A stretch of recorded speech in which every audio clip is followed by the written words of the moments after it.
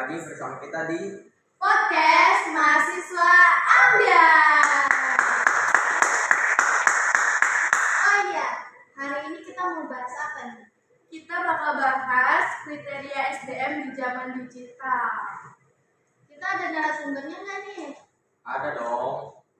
Oke, kita langsung aja panggil narasumber yang pertama. Arif Setio Aji. Hai Kak. Gimana nih Kak kabarnya? Alhamdulillah baik. Oke. Oh iya Kak, jadi gini, kita akan mau berbincang-bincang tentang kriteria SDM di zaman digital. Kita bakal bertanya, ya nggak banyak lah, banyak 100, saya bertanya bercanda-bercanda. Oke Kak, kita mau nanya, Kakak tuh backgroundnya apa? Aku adalah karyawan dari salah satu perusahaan yang ada di Jakarta Pusat, BUMN. Oh iya nih Kak. Nah, sekarang kita masuk aja nih ke pertanyaan yang pertama. Menurut Kak Arif, kriteria SDM di zaman modern sekarang ini bagaimana sih? Yang pertama adalah kreatif, inovatif,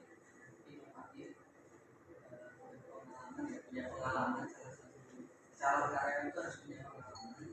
Terus yang keempat itu harus adaptif. Nah, ada empat. Pasti kayak penting semua ya. Penting semua dari empat kriteria itu harus dimiliki oleh calon karyawan. Calon karyawan yang ingin masuk ke dalam dunia kerja itu empat kriteria itu harus masuk. Tapi skill masuk juga nggak sih Kak? Ya, penting, skill juga penting karena skill itu nantinya akan mempengaruhi ya terhadap kemajuan dari salah satu perusahaan itu sendiri. Kita langsung ke pertanyaan kedua nih, guys. Nah, oke Kak Arif. Sekarang nih di zaman corona nih ya, banyak nih karyawan-karyawan yang di PHK. Menurut Kak Arif, apa sih yang paling penting dari kriteria SDM yang Kak Arif sebutin tadi? Jadi dengan adanya corona saat ini memang di antara banyak perusahaan yang ada, yang pertama adalah banyak melakukan PHK ya, pemutusan hubungan kerja, di mana itu menstabilkan keuangan dari perusahaan. Tinggal pilihan nih dari perusahaan untuk meng-PHK atau untuk melakukan WFH. Tapi bagi calon karyawan yang memang dulunya punya banyak pengalaman kerja, itu pasti nanti akan dipertahankan. Jadi bagi calon-calon karyawan nantinya sangat penting punya pengalaman kerja, itu sangat penting sekali. Itu terbukti ketika banyak tekanan atau banyak nanti yang di PHK, di WFH atau pengurangan hubungan kerja, nanti yang punya pengalaman kerja banyak atau pekerjaan yang memenuhi, nanti pasti akan dipertahankan oleh perusahaan. Jadi bagi calon-calon karyawan ini setidaknya sebelum terjun ke dunia kerja, setidaknya pernah magang. Kalau pernah dulu kan SMK atau waktu kuliah dulu, pergunakanlah magang itu dengan sebaik mungkin. Istilahnya PKL ya. Nah, kalau PKL itu nanti kita jadi terlatih tuh, nah nanti ketika kita terjun di dunia kerja itu kita udah seperti udah pernah merasakan di situasi itu. Tapi gimana nih Kak? Kalau misalnya ada calon karyawan yang mau ngelamar kerja, tapi dia nggak punya pengalaman. Nah, kalau minim pengalaman yang pertama atau tidak pernah sama sekali baik magang atau bekerja di tempat lain, itu mungkin bagi calon karyawan itu yang paling penting adalah mempunyai skill itu bisa diubah ketika kita tidak punya pengalaman kerja, tapi kita punya skill, kita punya nilai yang bagus di kuliah atau di SMA atau di SMK. Itu nilai itu sangat penting. Setelah pengalaman kerja tidak ada, itu pasti salah satu SDM untuk mempertimbangkan untuk menerima calon karyawan itu adalah nilai yang bagus dan mempunyai skill yang menarik. Menurut Kakak nih, skill, kita bicara dengan skill. Skill apa aja sih yang kebanyakan rata-rata dicari oleh perusahaan untuk saat ini? Nah, berbicara mengenai skill ya,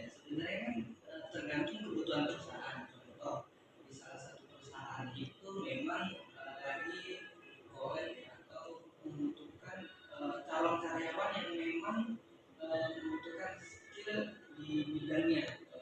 Skill itu awalnya kita memang punya skill yang standar, tapi dengan lama-lama kita mengasah terus ya skill itu nantinya akan terbiasa sebagaimana mestinya. Oh iya, kayaknya udah cukup nih kita nanya-nanya tentang kriteria SDM nih sama Kak Arif. Kayaknya seru nih kalau ada satu lagi narasumber. Oke, kita langsung aja ya panggil narasumber yang kedua. Kita panggil Kak Jessica Lona.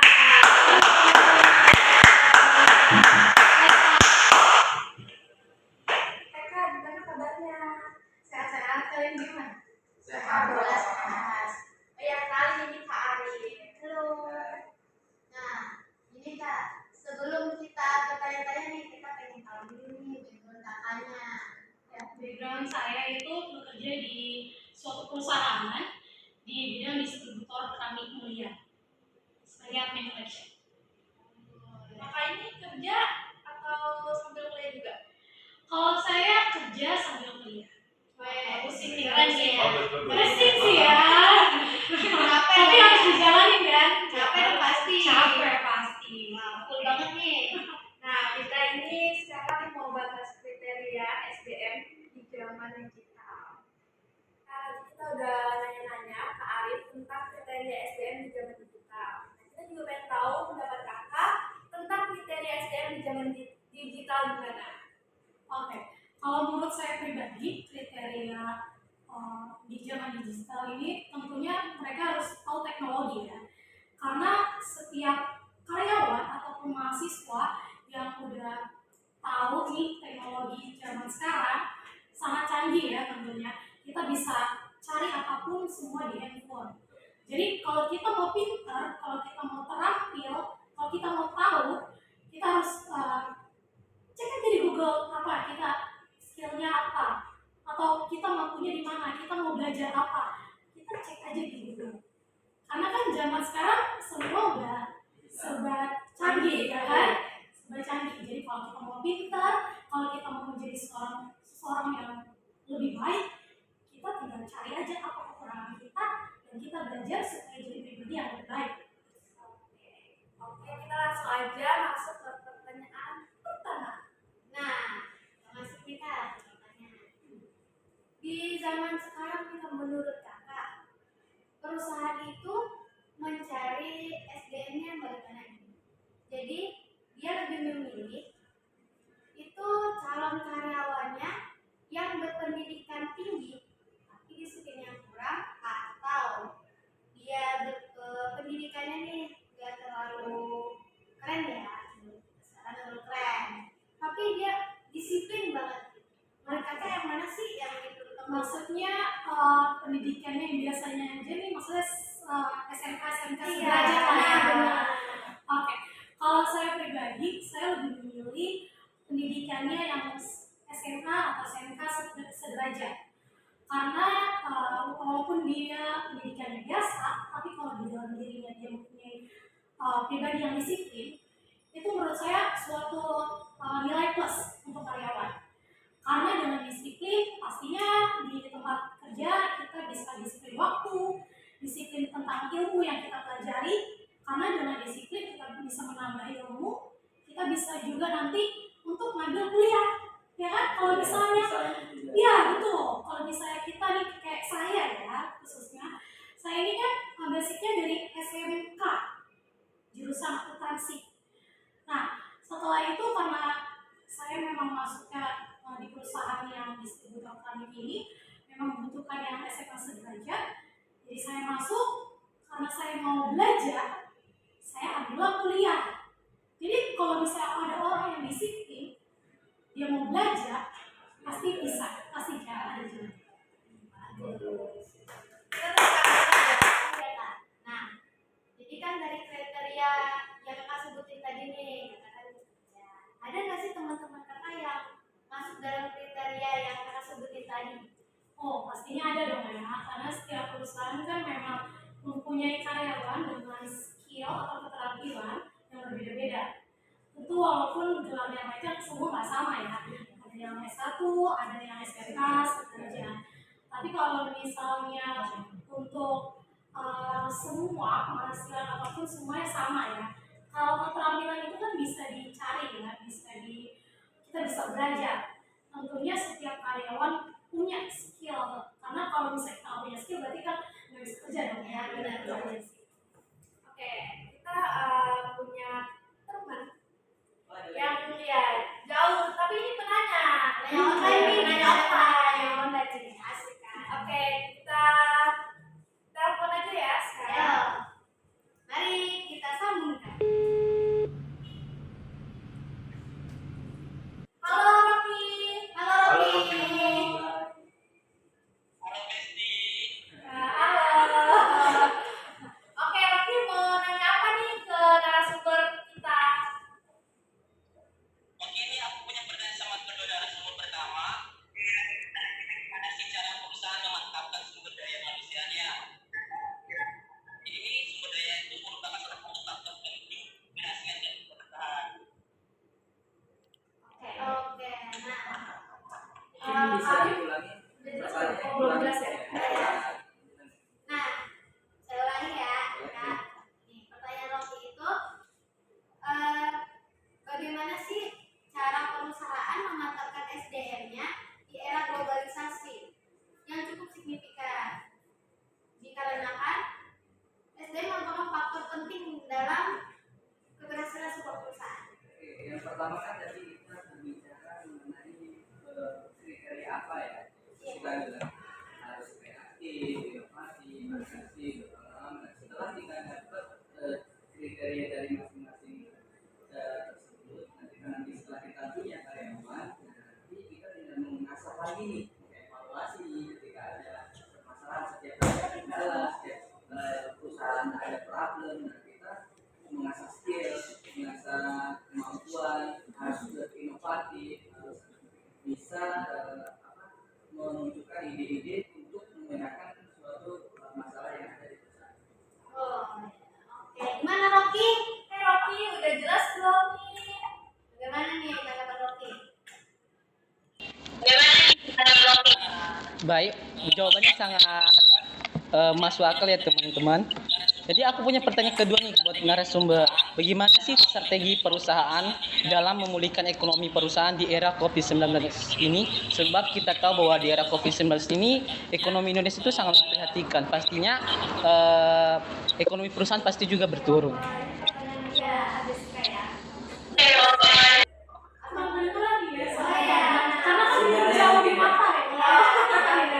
Oke, kita ulang ya pertanyaan dari Rocky. Menurut kakak, bagaimana sih strategi perusahaan untuk mengembangkan sumber daya manusia di era COVID-19 dalam memulihkan pendapat per kapitanya setiap tahun? Oke, kalau menurut saya tadi kan kalau kata Kaji, setiap karyawan itu kan pasti punya skill, punya keterampilan yang berbeda. Gimana sih kita untuk menambahkan skill kita? Tentunya kalau untuk karyawan itu di suatu perusahaan supaya sumber daya manusianya itu maju, kita harus adanya pelatihan atau training.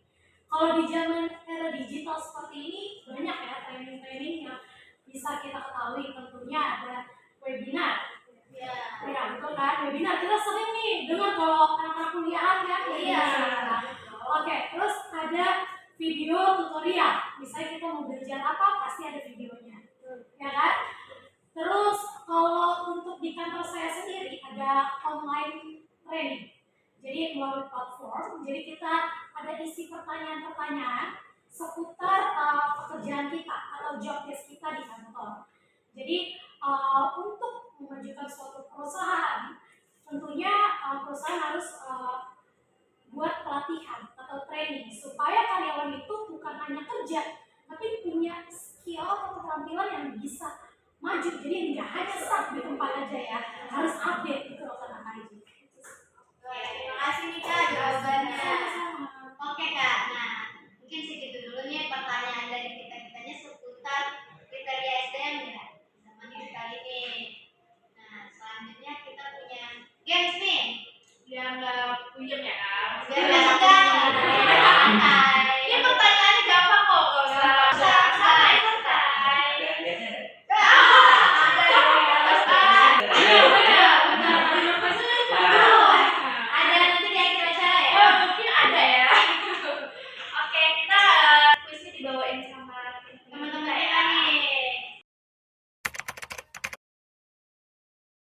Gimana nih Kak?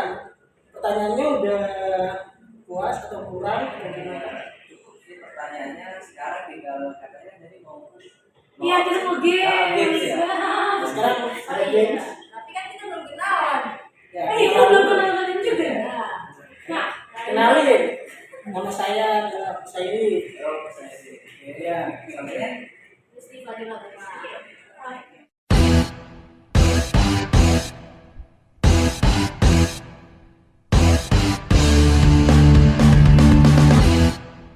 Yang pertama tentang bahasa Indonesia, nomor 1, majas yang melebih-lebihkan disebut 5, 4, 3, 2, 1. Jawabannya adalah ya betul, 1 sama. Lanjut ke pertanyaan kedua. Absen berarti 5, 4, 3, 2, 1. Jawabannya adalah apa? Tidak ada. tidak hadir. Tidak ada, tidak hadir. Benar nggak? Benar. Siapa yang benar? Oke, Kak Arif benar. Kayak Kak Jessica. Kak Jessica benar nggak? Hadir dia jawabnya. Berarti 2-1. Lanjut ke pertanyaan ketiga. Pertanyaan ketiga. Ini adalah peribahasa. Peribahasanya adalah dikasih hati, minta 5, 4, 3. Oke, dia udah jawab dulu. Apa? Benar. jawabannya. Kak Arif? Jawabannya adalah? Berarti 3-2. Yeay. Lanjut ke pertanyaan keempat. Pertanyaan keempat. Pantun terdiri dari berapa bait? 5, Berapa bait? 4, 3, 2, 1. Berapa? Berapa bait? Jawabannya adalah 4. Bait. Kak Haji berapa bait? 4 dong. 4 bait. Berarti 4-3. Selisih 1 poin ya. Lanjut ke pertanyaan berikutnya. Pertanyaan kelima. Interaksi atau percakapan dua orang atau lebih disebut 5, 4, 3, 2, 1. Jawabannya adalah dialog. Dialog. Siapa yang benar dialog? komunikasi. Tidak ada. Berarti masih 4-3. Lanjut pertanyaan berikutnya. Tentang Kuisnya tentang umum. pertanyaan umum ya. Nomor 1, monumen di Jakarta adalah 5, 4. 2. Ya, betul, Mona. 5, 4. Lanjut ke pertanyaan berikutnya. Nomor 2, pohon yang melambangkan hari Natal adalah 1, 5. Oke. Apa? Cemara, benar. 6, 5. Lanjut. pertanyaan selanjutnya. SpongeBob SquarePants tinggal di daerah 5, 4, 3, 2, 1. Kak Arif benar. 7, 6. Ini sakit banget. Iya, selisih 1 ya. Sisi 1. Pertanyaan selanjutnya. Tari kecap berasal dari 5, 4, 3. 2, 1. Ya, balik. Salah, makanya salah. Berarti 7 sama. Ayo nih, Untuk siapa pertanyaan nih? selanjutnya, mie favorit Jepang yaitu Mie favorit Jepang 5, 4, 3, 2, 1. Jawabannya adalah apa? Haris itu jawabannya. ramen. Ramen. Ada yang benar? Ramen. Benar. Berarti 8, 7. Bang Haji 7. 8, 7. Pertanyaan selanjutnya adalah matematika. Berhitung ya, kertasnya boleh dipakai buat ngitung. 10 tambah 10 tambah 10 kali sama dengan Jawabannya adalah jawabannya adalah 40. 40.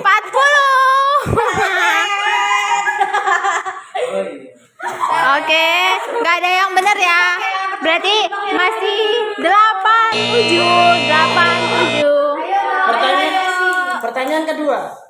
5 per 6 tambah 4 per 6 sama dengan 5 per 6 tambah 4 per 6 sama dengan 5, 4, 3, 1. jawabannya adalah berapa? 7. Jawabannya adalah Kakak berapa? Salah deh pokoknya. Ternyata salah. tidak ada yang benar. Masih 8, 7. Lanjut. Pertanyaan selanjutnya. Sisi pada kubus ada berapa? 4. Hah? Ada berapa? Heeh. 3, Pada kubus ada 2, berapa? 1. Ada berapa? 4. Jawabannya adalah 6. Salah semua? Salah. 8, 7. Lanjut pertanyaan berikutnya. Rumus mencari keliling persegi panjang ialah 5, 4, 3, 2, 1. Jawabannya apa? 2 kali panjang tambah lebar. Masih 8, 7. Ada lagi pertanyaannya? ada. Terakhir. Pertanyaan terakhir. Ibu membeli telur 5 kilo, setiap kilo berisi 20 butir. Maka berapa jumlah telur ibu? 5, 4, 3, 2, 1. Jawabannya adalah 100. ya benar. Ya sama, 8 sama poinnya. Pemenangnya ternyata Sri 8 sama. Ya, oke. Menangnya adalah Oke, nah kita udah selesai nih seru-seruannya. Ternyata mereka seru ya. Nah, nanti hadiahnya bagi 2 aja deh. Jangan lupa di transfer ya.